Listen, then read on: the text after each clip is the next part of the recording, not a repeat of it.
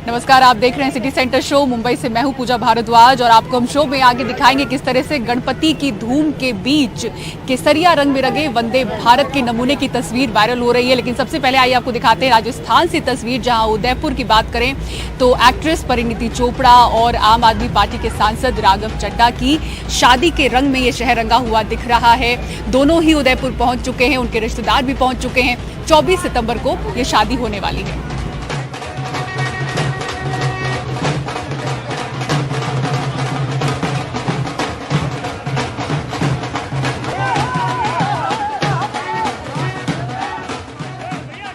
मैं इस वक्त खड़ा हूँ उदयपुर की पिचोला लेक पर। यहाँ पर मौसम काफ़ी खुशगवार हो चुका है क्योंकि दिन में गर्मी थी और अभी बारिश हो चुकी है। मैं भी पूरा भीग चुका हूँ और जहाँ मैं खड़ा हूँ इसी लेक में यहाँ पर दो होटल्स हैं। एक है होटल ताज लेक पैलेस, जो सामने इधर है, सफ़ेद रंग की बिल्डिंग जो आपको नज़र आ रही है, और दूसरी तरफ है होटल लीला।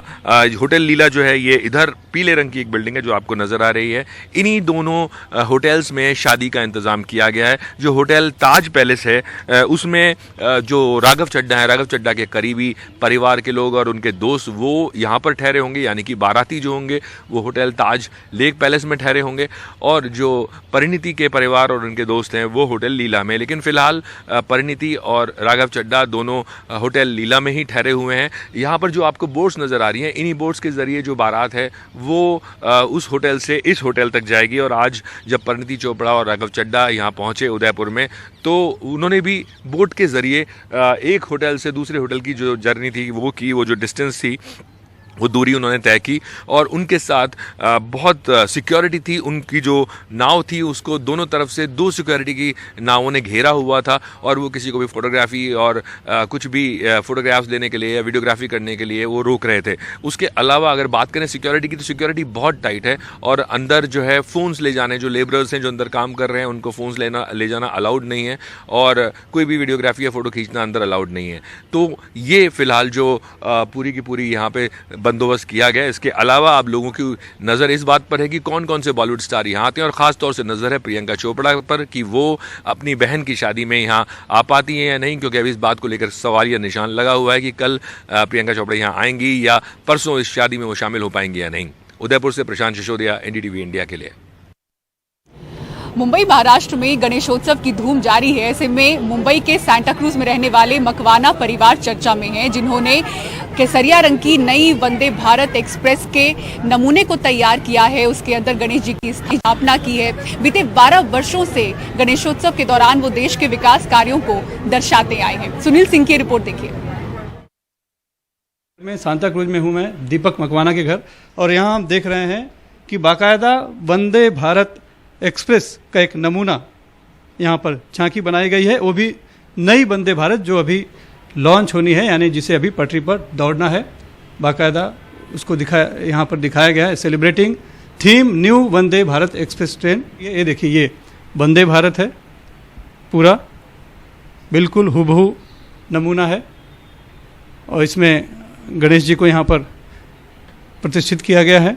गणेश जी हैं, उनके पास टिकट भी दिया गया है। ये टिकट है मुंबई सेंट्रल से अहमदाबाद का वंदे भारत का। और देखिए अनाउंसमेंट में भी यहाँ इसमें होती है, वो भी एक फील दिया गया है कि जैसे आप छत्रपति शिवाजी टर्मिनस पर खड़े हैं, वंदे भारत में बैठने वाले हैं, प्लेटफॉर्म पे खड़ी है और अनाउंसमेंट हो रहा है। स्क्रीन भी बताई गई है और एक फील मिले, एक अनुभूति हो कि आप चल रहे हैं, गाड़ी पटरी पर दौड़ रही है। साथ ही ये पूरा जो मोटर मैन का जो पूरा एक केबिन होता है, वो फील दिया गया है। कोशिश की गई है कि सब कुछ सही लगे, ओरिजिनल लगे कि बिल्कुल आप वंदे भारत में ही हैं। मुंबई से cameraman Praveen Rohit, Sunil Singh, NDTV India के लिए।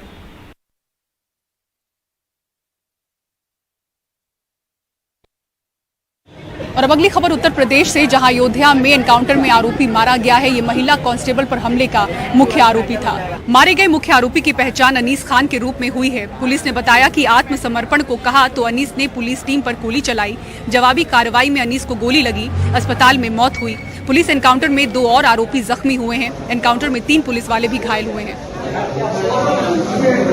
जिला अस्पताल इलाज के दौरान एक अभियुक्त अनीश खान सन ऑफ रियाज खान रहने वाला जो हैदरगंज थाना क्षेत्र का है, उसकी मृत्यु हो गई है। 2 अभियुक्त आजाद सन ऑफ मुख्तार जो कि हैदरगंज का रहने वाला है और बिशंबर दयाल सन ऑफ प्रेम नारायण, जो कि कूड़े भार सुल्तानपुर का रहने वाला है। ये दोनों इंजर्ड है, अंडर ट्रीटमेंट है। बाकी जो भी डिटेल्स होंगी उससे आप लोगों को अवगत करवाया जाएगा। एसटीएफ और जिला पुलिस की टीम दोनों यहाँ पे लगे हुए हैं और डॉक्टर से बेहतरी इलाज का किया जा रहा है। जैसे प्रगति होती है आप लोगों को अवगत करवाया जाएगा। ठीक है। और दिल्ली विश्वविद्यालय में आज छात्र संघ के चुनाव हो रहे हैं। अलग अलग कॉलेजों में छात्रों की लाइन वोटिंग के लिए नजर आ रही है। परिणाम 23 सितंबर को सामने आएंगे। दिल्ली विश्वविद्यालय में 3 साल के गैप के बाद आज छात्र संघ के चुनाव हो रहे हैं। कुल 52 कॉलेजों और डिपार्टमेंट्स में मतदान केंद्र बनाए गए हैं, जहां 680 ईवीएम की मशीनें रखी गई हैं। बता दें कि कुछ दिनों पहले छात्र गुटों में एक झड़प हुई थी, जिसके बाद से दिल्ली पुलिस ने यहाँ पे सुरक्षा की कड़ी व्यवस्था की है। काफी सुरक्षा दिल्ली पुलिस के जवान यहाँ दिख रहे हैं। वहीं छात्रों में काफी उत्साह है। ये भीड़ बताती है, लाइन बताती है कि 3 साल के बाद हो रहे चुनाव में छात्र कितने उत्साहित हैं। बता दें कि कुल 24 उम्मीदवार इस बार मैदान में हैं। सेक्रेटरी पद के लिए 2-3 लोग खड़े हो रहे हैं और सब महिलाएं हैं, जैसा कि आपने देखा होगा।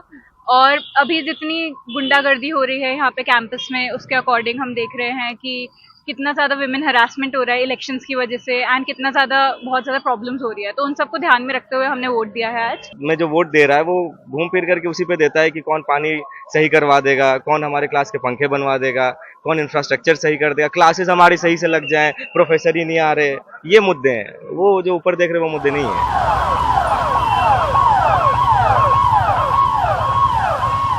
पुलिस का जबरदस्त इंतजाम भी छात्रों के उत्साह पर कोई असर नहीं डाल सका। छात्र संघ चुनाव के दौरान पुलिस की टीम लगातार पेट्रोलिंग करती रही। चुनाव में दोनों छात्र संगठनों ने इस बार भी प्रचार पर काफी खर्च किया है। नारे लगाने के लिए हर छात्र को 100 से 200 रुपए दिए गए।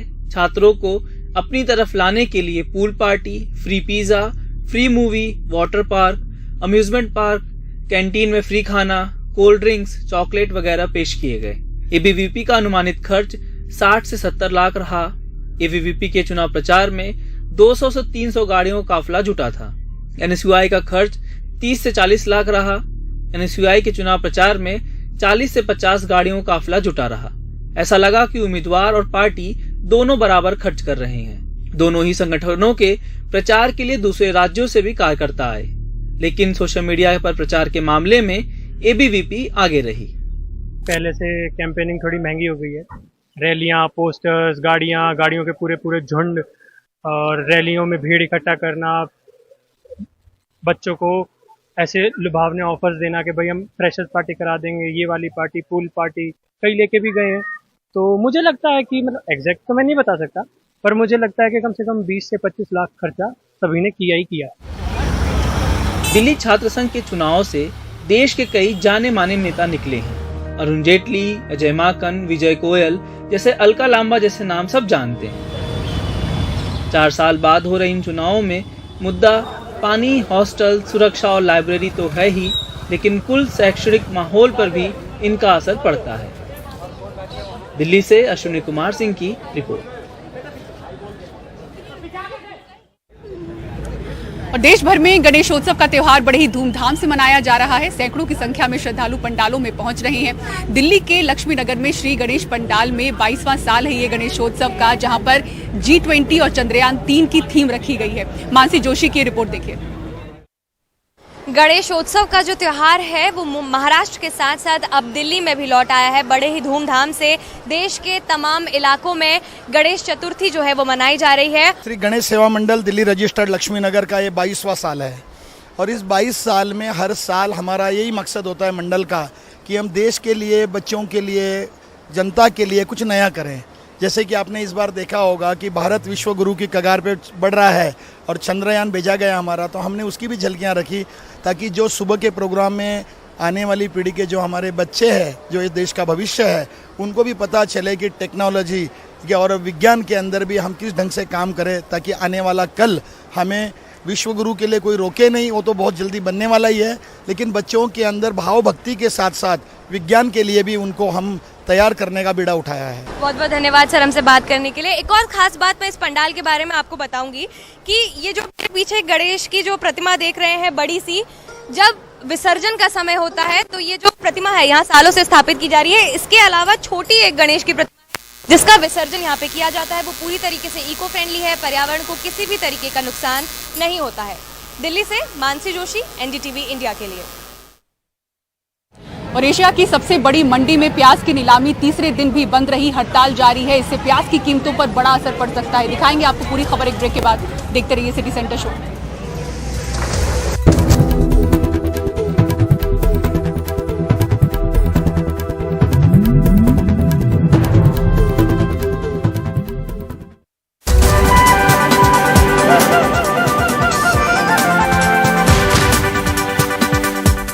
और एशिया की सबसे बड़ी मंडी नासिक में व्यापारियों का हड़ताल जारी है। प्याज की नीलामी लगातार तीसरे दिन बंद रही। अब ऐसे में आसार है कि प्याज की कीमतों पर बड़ा असर पड़ता हुआ दिख सकता है। 21 सितंबर को हुई मीटिंग बेनतीजा रही थी। अब अगली मीटिंग 26 सितंबर को है, जिस पर नजरें बनी हुई हैं। देखिए रिपोर्ट। एशिया की सबसे बड़ी मंडी में प्याज की नीलामी लगातार तीसरे दिन भी थमी रही।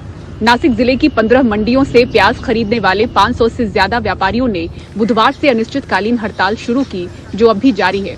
21 सितंबर को महाराष्ट्र सरकार में मंत्री दादा भूसे ने प्याज व्यापारियों के साथ एक बैठक की और उनसे प्याज खरीदने की अपील की, लेकिन इस बैठक में कोई फैसला नहीं हो सका। इस तारीख को इसके बारे में मंत्रालय लेवल पे बैठक लेके जो भी कुछ मांगे होंगी उनके ऊपर विचार विनिमय करके निर्णय किया जाएगा। तो आज व्यापारी लोगों को विनती आह्वान किया है कि आपने जो बंद किया है तुरंत प्याज के मार्केट शुरू किए जाए। प्याज व्यापारियों की मुख्य तौर पर 3 मांगे हैं। केंद्र सरकार की 2 एजेंसियां नाफेड और एनसीसीएफ देश के दूसरे हिस्सों में मंडियों को सस्ते में प्याज नहीं बेचे। प्याज के निर्यात पर पिछले महीने लगाई गई 40% एक्सपोर्ट ड्यूटी वापस ली जाए। इसके साथ साथ वो मार्केट फीस को 1 रुपए प्रति क्विंटल से घटाकर 50 पैसे करने की मांग कर रहे हैं। अब प्याज की कीमतों में भारी उछाल के आसार बन रहे हैं। इसी बीच कृषि उपज मंडी ने कहा है कि जो व्यापारी प्याज की नीलामी में नहीं आए उनका लाइसेंस रद्द कर दिया जाए। व्यापाऱ्यांवर कार्रवाई करें, उनका हक है, अधिकार है, लेकिन हम अपना आंदोलन जारी रखेंगे। हम खुद ही अपना लाइसेंस उनको दे रहे हैं। जे बंद आहे ना ते आमचं कायम बंद आहे।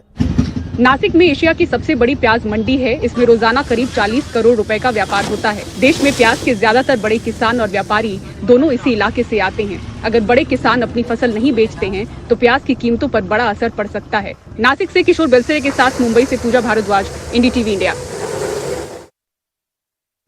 और सिटी सेंटर शो में फिलहाल इतना ही। पूरी टीम को दीजिए इजाजत। खबरों के लिए देखते रहें एनडीटीवी इंडिया। नमस्कार।